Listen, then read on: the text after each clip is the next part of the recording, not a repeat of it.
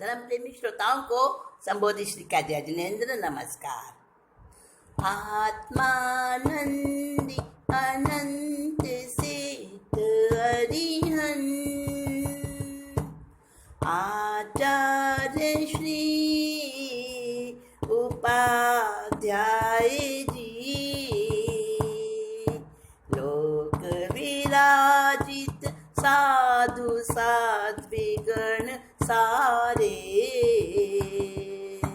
संयम सुशोभित श्री हाथों को जोड़ मान मोड़ वंदन करती हूँ मैं अहर्निशम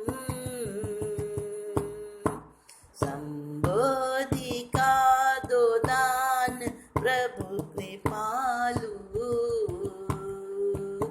पापों को कर सकूं शमन पापों का कर सकूं अनंत।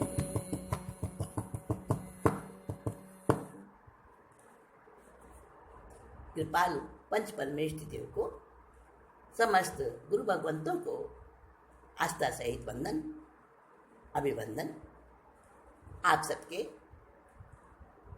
आत्मा में विराजित शुद्ध परमात्मा तत्व को अभिनंदन, बारंबार मंगल कामना।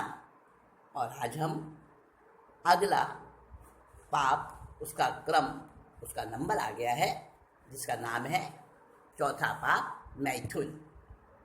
मैथुन मैथुन यानी अब्रह्म।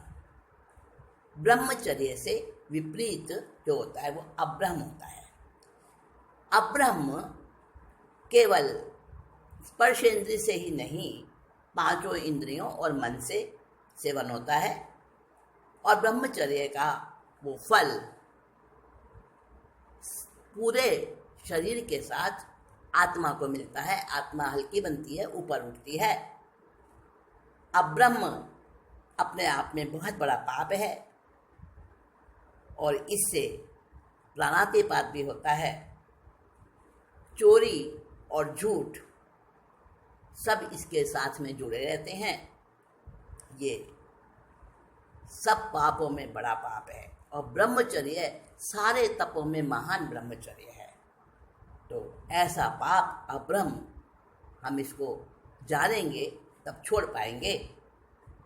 प्रश्न व्याकरण सूत्र में इसके बारे में बताया गया है और भी शास्त्रों में वर्णन आया है, लेकिन प्रश्न व्याकरण सूत्र का जो आश्रव द्वार है, आश्रव द्वार, वहाँ बताया है कि असंख्य पंचेंद्री जीव, सन्नी पंचेंद्री, हाँ असन्नी पंचेंद्री, पंचेंद्री तो है पर असन्नी है, असन्नी पंचेंद्री जीवों का और सन्नी पंचेंद्री जीव भी उसमें हो सकते हैं, उनका संहार होता है मैथुन में।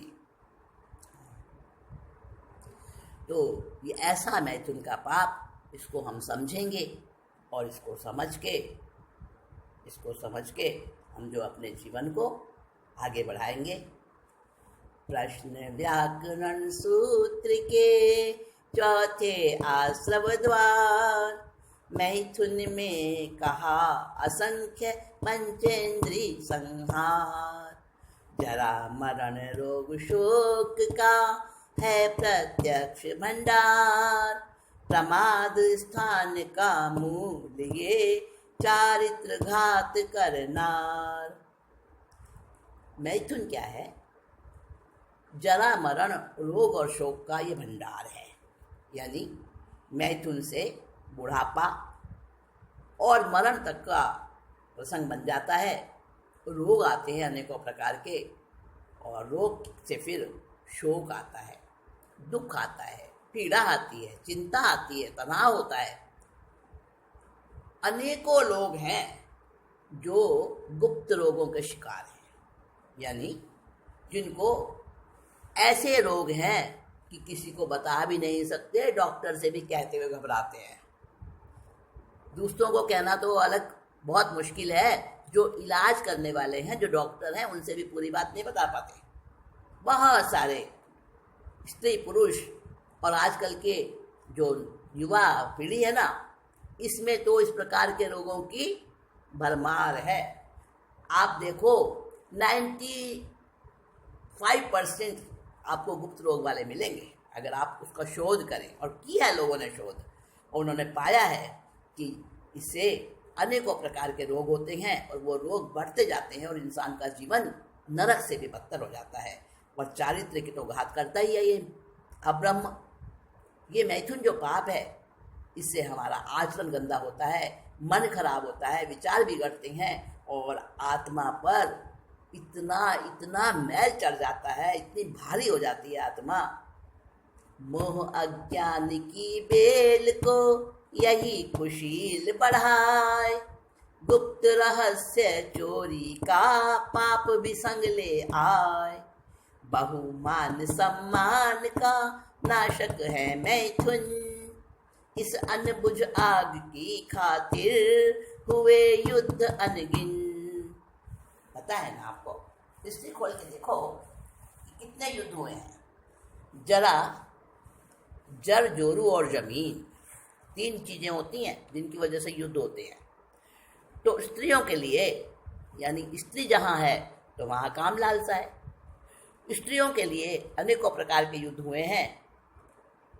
और बहुमान और सम्मान का तो नाशक है ही ये अब्रह्म। इसका नाम कुशील भी है, अब्रह्म भी है, मोह और अज्ञान को बढ़ाने वाला है ये। तो इस अनबुझ आग, हाँ आग है ये एक प्रकार की, ऐसी आग जो जितना इसको ईंधन मिले, जैसे आग को उसके जलने का सामान मिलता है और भड़कती है, इसी तरह से जितना इस अब्रह्म का सेवन किया जाए उतना ही ये इसकी प्यास जो है बढ़ती जाती है। ऐसा ये अब्रह्म कुशील मैथुन, तो आज हम इसकी बात कर रहे हैं। मैथुन जो सेवे पापी वो जग में इज्जत खोवता, मैथुन जो सेवे पापी वो जग में इज्जत खोवता। उदय वेद और मोह का आकर्षण बढ़ जाए, राग विकार के साथ में आसक्ति लोभ भी छाए। मैथुन जो सेवे पापी वो जग में इज्जत खोवता। वेद का उदय और मोह का उदय जब होता है तब अपोजिट सेक्स में आकर्षण बढ़ता है, राग विकार साथ में मिल जाता है, आसक्ति और लोभ भी उसके साथी बन जाते हैं, और सबका मिलकर सब मिल जाने से, सबका साथ बन जाने से ये पाप होता है, जिसको कहते हैं कुशील, अब्रह्म, मैथुन। अब बताते हैं मैथुन 3 प्रकार का होता है। 3 प्रकार का कौन सा? मैथुन 3 प्रकार का बतलाता आगम, देव मनुष्य तिर्यंच करे परस्पर समागम। मैथुन जो सेवे पापी वो जग में इज्जत खोवता। अनगिनती असन्नि पंचेंद्री, सन्नि कहे 9 लाख। एक बार में कितने जन्मे और मरे सूत्र साख जी। मैथुन जो सेवे पापी वो जग में इज्जत खोवता। एक बार के अब्रह्म सेवन में अनगिनती असन्नि पंचेंद्री, और सन्नि तो 9 लाख, इतने जीवों की घात होती है। एक बार में इतने जीवों को मार देता है मैथुन का सेवन करने वाला।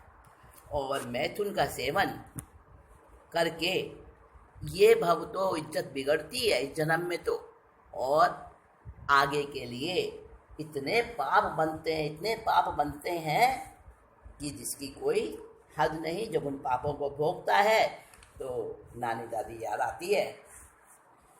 ला इलाज उत्ताप और ज्वर, कहा इसे ही ज्ञानी। रावण की चक कंस सरीखी, रावण की चक कंस सरीखी। दुर्गति पाते कामी, मैं तुन जो सेवे। जग में वो पापी इज्जत खोवता। काम का अंधा सबसे बढ़कर महापापी कहलाता। आँखों से चढ़ता नशा ये और जादूर बन कर छाता। मैं चुन जो सेवे, पापी वो जग में इज्जत खोवता। बताया कि 3 प्रकार का ये मैथुन होता है, मनुष्य, तिर्यंच और देव। ये तीनों मैथुन के सेवी होते हैं। अब चौथी गति छोड़ दी, यानी नार की, नरक। अब प्रश्न होता है, क्या नरक में मैथुन का सेवन होता नहीं है? नहीं होता। हाँ, देखो, अगर हम ऐसा मानते हैं कि नरक में मैथुन नहीं है, क्योंकि 3 ही प्रकार का मैथुन बताया ना, देव, मनुष्य और त्रियंच, तो नरक छूट गया। अब चिंतन चलता है, भाई मेरा तो चलता है, आपका मुझे नहीं पता, मेरा तो चिंतन चलता है इन बातों से। प्रश्न बनते हैं, तो क्या नरक में अब्रह्म नहीं है? नरक के सब लोग ब्रह्मचारी? अरे नहीं नहीं नहीं, नरक में तो ऐसे गंदे विचार, दुष्ट विचार, कलुषित विचार हर समय रहते हैं, और वहां पर तो उन विचारों को याद दिलाते हैं परमाधामी देव, याद दिला दिला के यातना देते हैं। हाँ, तो नरक में तो है ही, मानकर चलो। अगर नहीं होता ना तो वहाँ सारे नारकी ब्रह्मचारी माने जाते, पर ऐसा होता नहीं है ना, इसलिए चारों गतियों में है। तो इसे लाइलाज बीमारी कहा है। यानी कहते हैं लाइलाज ज्वर है ये, ऐसा बुखार जो बड़ा बुरी तरह से ताप चढ़ता है, इसका उत्ताप, और ये ज्वर जिसे एक बार चढ़ जाए, रावण को, कीचक को, कंस को न मालूम, आज तो बच्चे बच्चे में, छोटी छोटी उम्र के बच्चों में इतनी काम वासना भर गई है, गंदे विचार, उस वातावरण सारा ऐसा मिलता है ना, तो दुर्गति सब इस प्रकार से विचारों से दुर्गति तो है ही, पक्की पक्की बात है। और कहा कि सबसे बड़ा होता है काम का अंधा। आंखों का अंधा तो फिर चलो ठीक है, लेकिन काम का अंधा सबसे बढ़कर महापापी है वो। और ये आंखों से नशा चढ़ता है और जादू बनकर पूरा छा जाता है। जहर, सबसे महान भयंकर जहर कौन सा? तालपुट जहर। तालपुटी विष से भी भयंकर, काम का विष है घातक। मंत्र नगारुड़ी मिलते जग में, अनंत बार ये मारक। जो काम को सेता, मैं चुन जो सेता, उसको महापापी वो कहलाता है।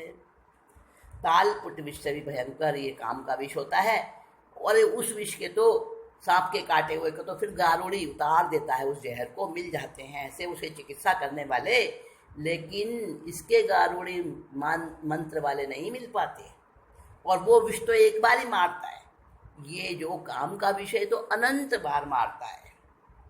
वैरी मारे वैर शस्त्र या दाव पेच के द्वारा, काम मारता हंस के खेल के, कह के प्यारा प्यारा। मैं चुन जो सेवे, पापी वो जग में इज्जत खोवता। बैरी तो मारता है दांव पेंच से, शस्त्र से, वैर से, क्लेश से, गुस्सा करके, है ना। लेकिन ये काम वैरी, पक्का वैरी है, पक्का पक्का, लेकिन कैसे मारता है? हंस के खेल के, प्यारा प्यारा करके।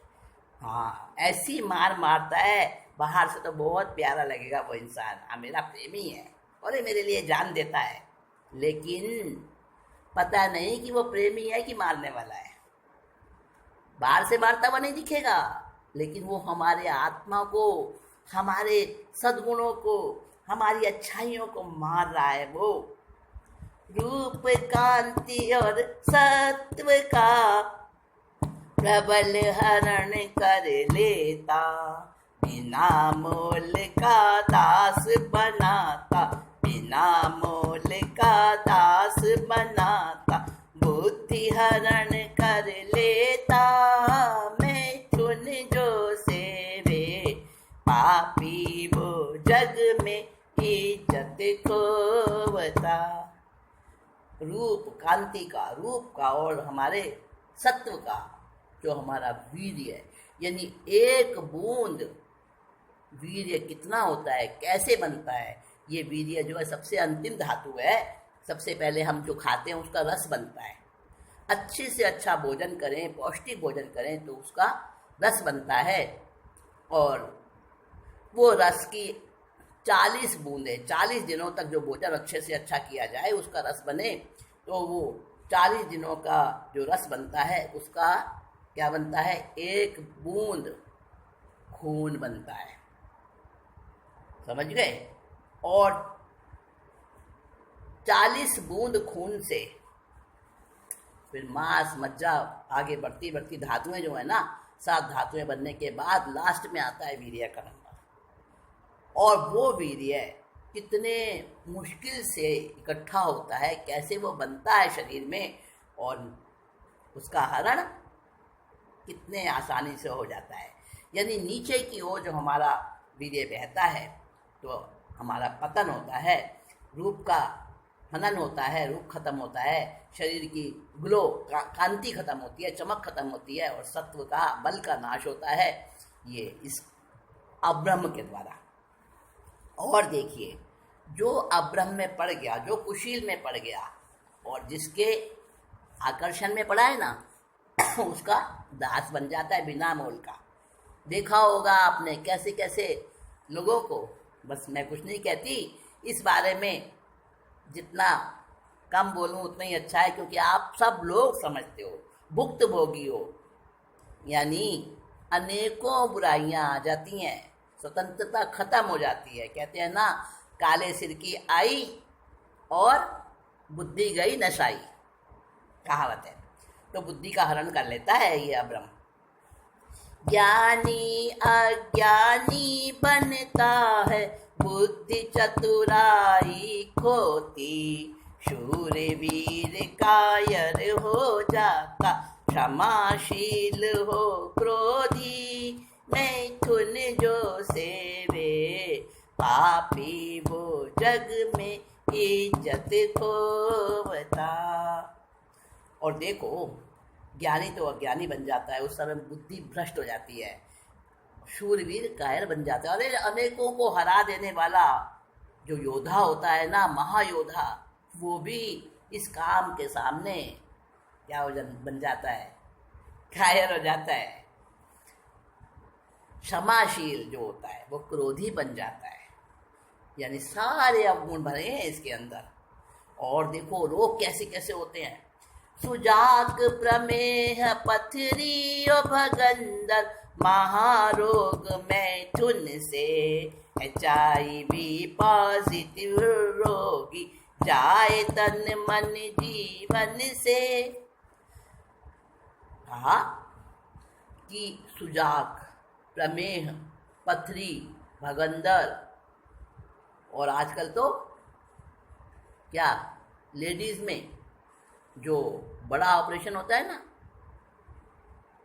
कैंसर, हाँ, और पुरुषों में प्रोस्टेट जो ग्लैंड होती है उसका, अनेकों प्रकार के रोग, गुप्त रोग, और ये तो बड़े बड़े बताए जो ऐसे ऐसे रोग हैं जिनसे बहुत लोग प्रतिदिन दुख पा रहे हैं, अनेकों रोग होते हैं इससे। HIV पॉजिटिव, जिसका कोई आज तक इलाज ही नहीं है, जिसको एड्स कहते हैं। तो ऐसा ऐसा महारोगी बन जाता है इंसान इस अब्रह्म से, इस मैथुन से। और बताया 18,000 शीलांग रथ की गाथा बताई। 18,000 यानी शील की 9 तो वार है, 10वां कोट है, परकोटा। शील की 9 वार, 10वां परकोटा। और एक ही गाथा से 18,000 गाथा शीलांग रथ की बन जाती हैं। वो इसकी चिंतन में लेनी चाहिए। इस मैथुन से बचने के लिए, इस अब्रह्म से बचने के लिए उनको अच्छी प्रकार से समझना। क्या है वो शीलांग रथ की एक गाथा, जिससे 18,000 गाथा बनती हैं। देखिए बताती हूँ आपको। जेना करेंती मनसा निज्याहार सन्ना सोइंदिये पुडवी कायारंभ खंती जुत्ते मुनिमंदे। अब देखिए ये एक गाथा है। जे न करेंती, करेंती के बाद सारी गाथा वही रहेगी, करेंती की जगह कारेंती आ जाएगा, कारवेंती। 2 गाथा बन गई। फिर तीसरी गाथा में वो समनु जानंती आ जाएगा, यानी करना, कराना, अनुमोदन करना। ये हो जाएगा 3 करण। फिर मनसा, 3 गाथा ये बन जाएगी, है ना, एक शब्द बदलने से। फिर करेंती वही रहेगा, मनसा आ जाएगा, मनसा आ गया। फिर करेंती की जगह कारेंती और फिर मनसा। फिर मतलब वचसा आ जाएगा, वचन से। फिर आ जाएगा काया से। ये 3 योग की गाथा बन जाएंगी। फिर उस प्रकार से 5 इंद्रियों की बन जाएगी। सो इंद्रिय है, निज्याहार सन्ना सो इंद्रिय। सो इंद्रिय की जगह चक्षु इंद्रिय, घ्राणेन्द्रिय, एक एक इंद्रिय बढ़ती जाएगी। ऐसे करके एक शब्द बदलने से गाथा अलग अलग बन जाएगी। तो 10 प्रकार के तो यति धर्म, 10 प्रकार के धर्म है ना। खंती, मुत्ती, अजवम, मधुमम, लाघवम, सत्यम, संयम, तेजन, ब्रह्मचर्य, है ना। ये 10 प्रकार के यति धर्म। तो 10 गुणा 4, 4 क्या है? 4 संज्ञा, आहार संज्ञा, भय संज्ञा, मैथुन संज्ञा, परिकर संज्ञा। 10 गुणा 4 गुणा 5 इंद्रिय गुणा 3 करण गुणा 3 योग गुणा 10। 10 क्या है? 10 प्रकार का ये 3 विकलेंद्रिय का और 6 काय का और अजीब काय का, ये असंयम। 6 काय का असंयम, 3 विकलेंद्रिय का असंयम, बेंद्रिय, तेंद्रिय, चौंद्रिय का और अजीब काय का, ये 10 प्रकार का असंयम। यानी 10 गुणा 4 गुणा 5 गुणा 3 गुणा 3 गुणा 10, और ये सारा मिला के 18,000 बनता है। एक एक शब्द बदलने से जेना करेंती मनसा निज्याहार सन्ना सोइंदिये पुडवी कायारंभ खंती जुत्ते तेमोने मंदे। अब ये जो गाथा है, इसमें एक एक शब्द बदलने से इतने प्रकार के, हाँ, एक शब्द बदलने से 18,000 गाथा बन जाती है। शीलांग रथ की गाथा है ये। और जो है 9 प्रकार का ब्रह्मचर्य की 9 वार हैं और 10वां उसका परकोटा है। सहस्त्र 18 शीलांग रथ की गाथा चिंतन में लो, ब्रह्मचर्य की बाढ़ है 9, उन्हें समझो धारण कर लो।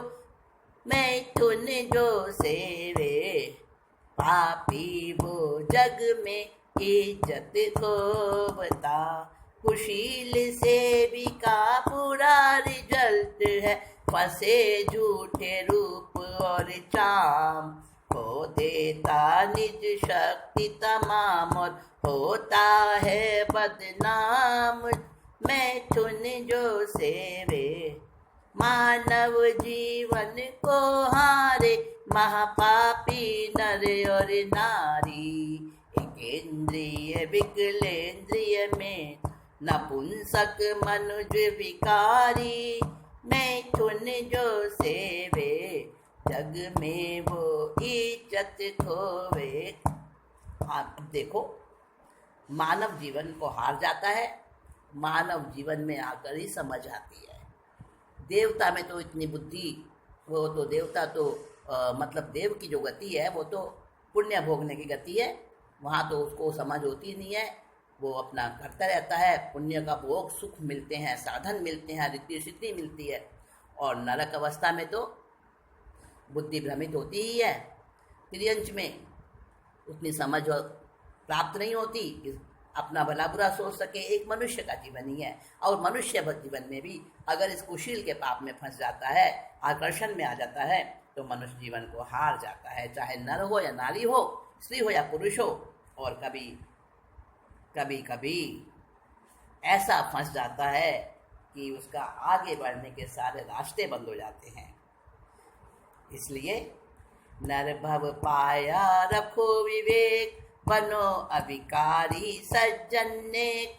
हित शिक्षा भरी कथा अनेक, यहाँ सुनाई जाती एक। अनेकों कथाएं हैं हमारे शास्त्रों में जिसमें हित शिक्षा भरी है, कैसे इस कुशील से दूर रहें, कैसे इस कुशील से बचें। तो अनेकों कथाएं हैं जिनको सारी को तो यहाँ सुनाना संभव नहीं। एक कथा सुनाती हूँ मैं आपको। वो कथा गौतम कुलक बालव बोध में आई हुई है, तो उस कथा को हम सुन के और इस मैथुन से बचेंगे, हाँ, तो हमें कुछ फ़ायदा हो सकता है सुनने का। तो वो कथा मैं आपको शुरू करती हूँ। विषयी लंपट जीव अनेकों, आते जग में बहुत ही त्रास। विषयी लंपट जीव अनेकों, पाते जग में बहुत ही त्रास। रावण की चक पद्मोत्तर, मणिरथ के नाम है खास खास। रावण की चक पद्मोत्तर, मणिरथ के नाम है खास खास। ब्रह्मा शिव गुरु इंद्र चंद्र भी, काम के वश में कष्ट सहे। काम के वश में कष्ट सहे। बीज है पाप कलह का मैथुन, सारे ही वेद पुराण कहें।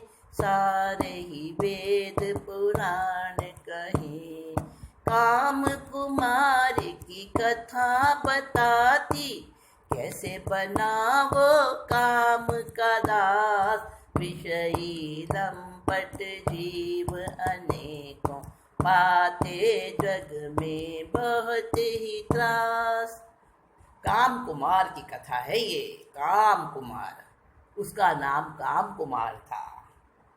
काम कुमार उसका नाम क्यों पड़ा? काम यानी वासना, यानी कामना। तो एक काम कुमार की कथा मैं आपको सुनाती हूँ, सुनाऊंगी, सुनाती हूँ नहीं, सुनाऊंगी नेक्स्ट मीटिंग में। हाँ, आज तो समय हो